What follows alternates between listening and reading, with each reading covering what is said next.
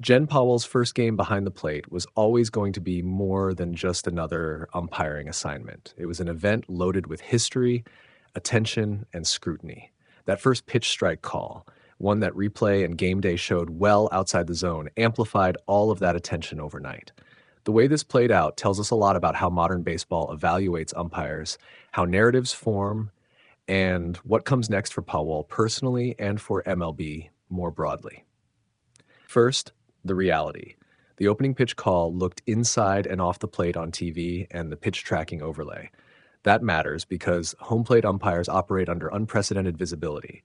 Broadcast strike zones, StatCast overlays, and instant replay create a record that previous generations of umpires never faced in real time.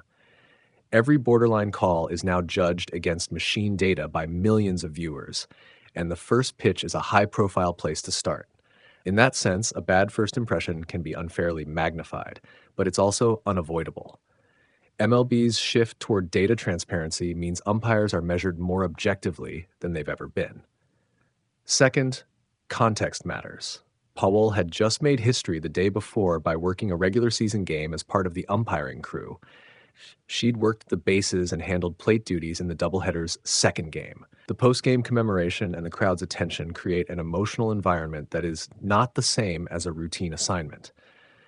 Under that pressure, a human will err, but the optics then feed two separate narratives.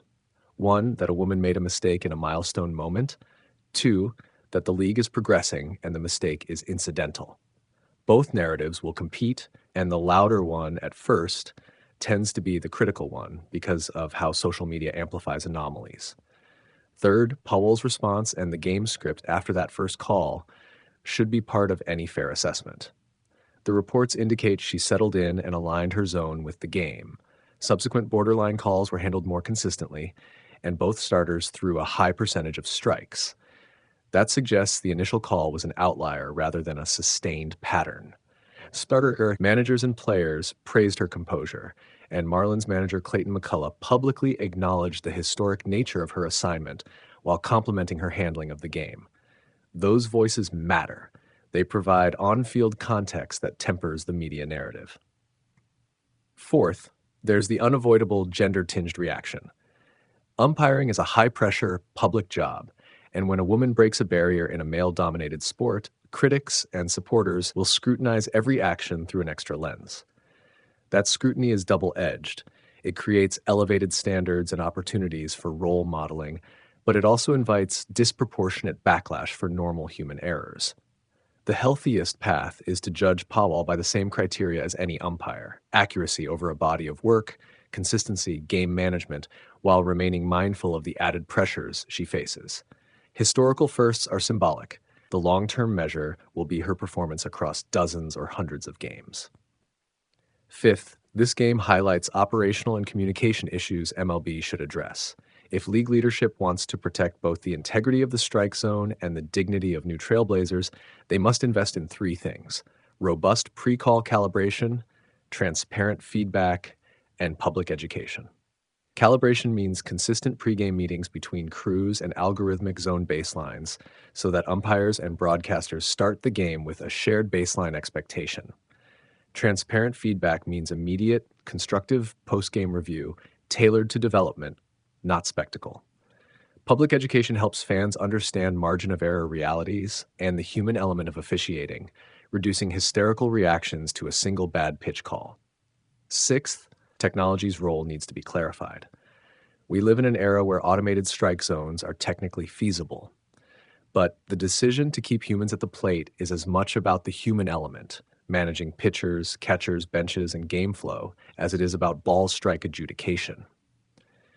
If MLB intends to maintain human umpires, the league must accept that errors will occur and manage the associated discourse better, rather than letting social media shape fragile narratives.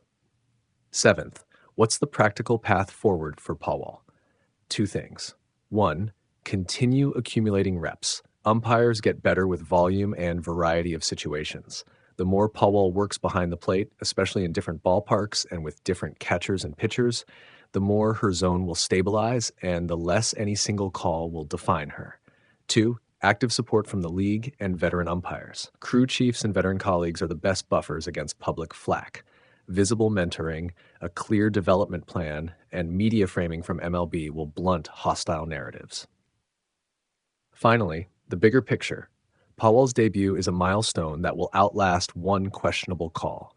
The significance of a woman working the plate in a major league game is not erased by a single mistake.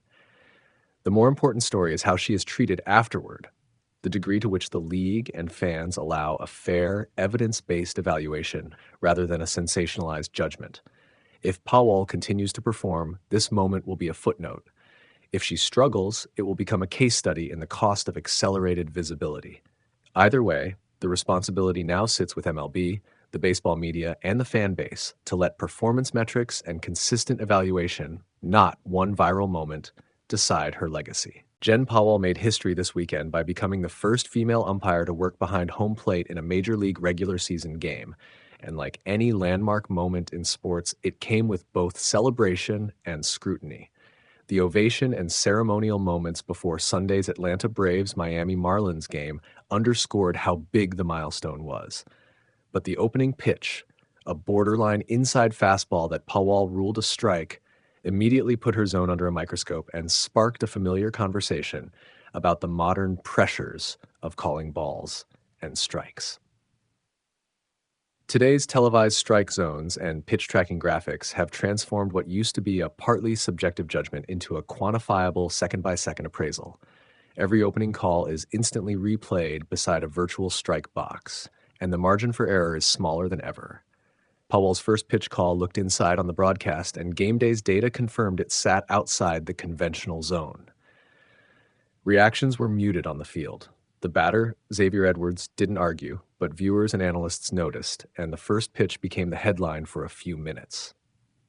That said, context matters. Pawol was officiating in a high-pressure, highly symbolic environment.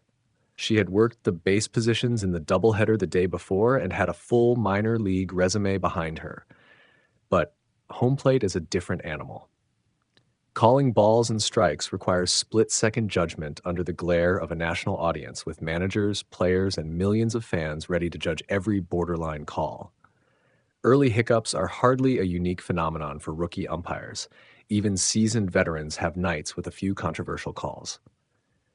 What's notable here is how quickly those moments spread and how they compound when a historic first is involved. After that initial call, Pawol appeared to settle in.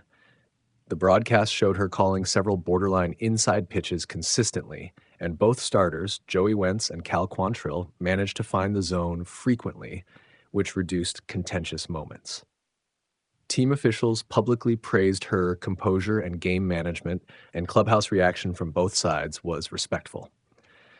That suggests the first pitch controversy was more an artifact of optics and technology than an indication of a flawed umpire performance. The broader significance of Pawol's assignment can't be overstated. Umpiring has been slow to diversify compared with other major U.S. sports officiating ranks, and her elevation is meaningful for young women and girls who aspire to careers in baseball operations and officiating. Comparisons to pioneers in other sports, Violet Palmer in the NBA, Sarah Thomas in the NFL, are inevitable and apt. Each barrier-busting moment invites additional scrutiny, but it also opens doors and normalizes roles that were once unthinkable. If there's a takeaway beyond the highlight clip and the first pitch chatter, it's this: milestones rarely arrive without debate. Pawol's first strike call will be part of the narrative for a while, but it shouldn't eclipse the larger achievement. The true test won't be a single pitch. It will be how she performs over the arc of a season and how Major League Baseball continues to evaluate and develop a more inclusive umpiring pipeline. For now, Pawol handled the spotlight with poise, and the league and fans got a reminder that history and controversy often go hand in hand.